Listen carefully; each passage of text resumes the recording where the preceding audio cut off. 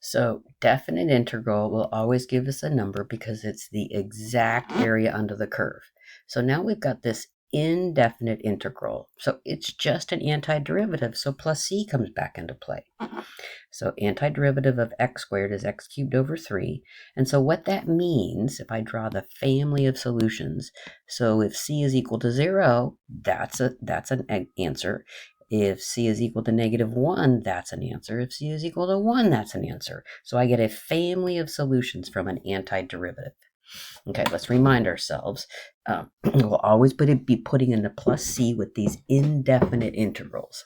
So antiderivative. Integral of secant squared x dx is tangent because if I take the derivative of tangent, I get secant squared.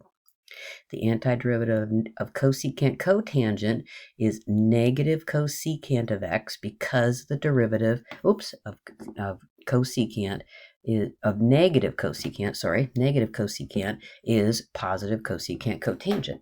So we know chain rule. Remember, this is all the chain rule things. That this is just the easy ones. If I have a is equal to a number.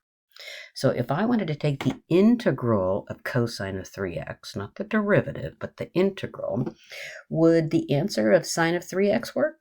Let's check it. So I should be able to take the derivative of this and get this, right? Well, if I take the derivative of this, I get a 3 times the cosine of 3x. So that's not going to work. Oh, what about if I multiply by 1/3? If I take the derivative of this, I carry along the 1/3, and I take the derivative of sine of 3x, and that gives me 3 cosine of 3x. There it is.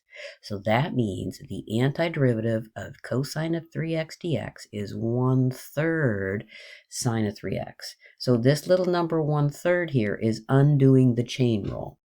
Okay, so just like this, these were simple derivatives with just the number a inside, right? Just the number ax, number a multiplied times the x inside. These are simple antiderivatives. And so when there's just the number a, you get the number 1 over a in the front. So you know the antiderivative of cosine is sine, but I have to put the 1 over a because I'm undoing the chain rule. Okay, so I call this La Jolla theorem in all of my notes. So here we go. So I'm looking at this. I'm thinking, oh yeah, a is equal to 4. So this answer would be -1 over 4 cosine of 4x plus c. So how about this one? So if I've got sine of 3x, I'm thinking a is equal to 3.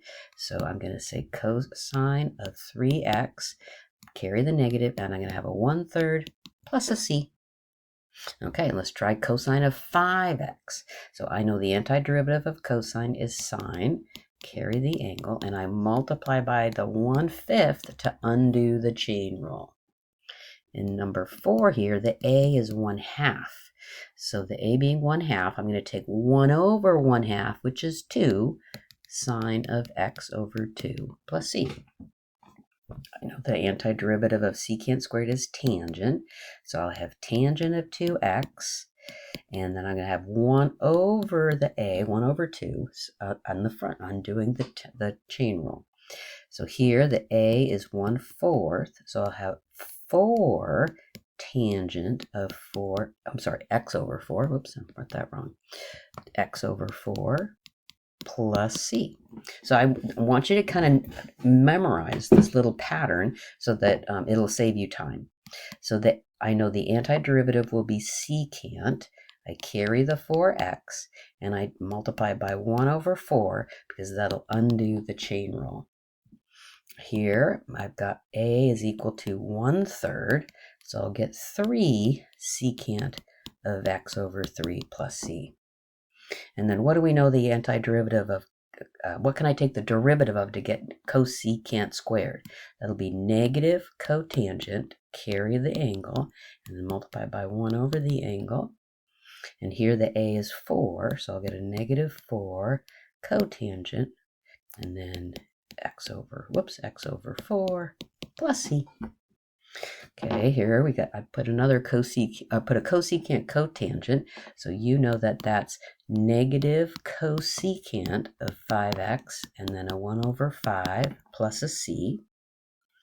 So here the a is 3, so it's going to be 1 over 3 e to the 3x plus c.